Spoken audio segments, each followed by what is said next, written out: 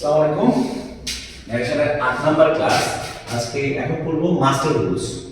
Must মানে হচ্ছে যে যেটা অবশ্যই মানতে বাধ্য, মানতেই হবে, হ্যাঁ।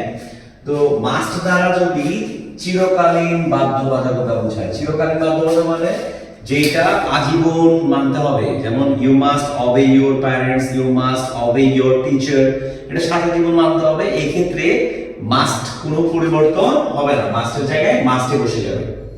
আর যদি মাস্ট দ্বারা ভবিষ্যতের কোনো বাধ্যবাধকতা বোঝায়, ভবিষ্যৎ দ্যাট মিন্স ফিউচারে, এটা তোমাকে করতে হবে। যেমন তুমি যদি এসএসসি পাস করো তাহলে তোমাকে এই স্কুলটা ছাড়তে হবে, তুমি যদি ইন্টারমিডিয়েট পাস করো তাহলে তোমাকে এই কলেজ ছাড়তে হবে, তুমি যদি ইউনিভার্সিটির কি বলা হয় মাস্টার্স কমপ্লিট করো তাহলে তোমাকে ইউনিভার্সিটি ছাড়তে হবে। এই জিনিসগুলো হচ্ছে ভবিষ্যৎ বাধ্যবাধকতা।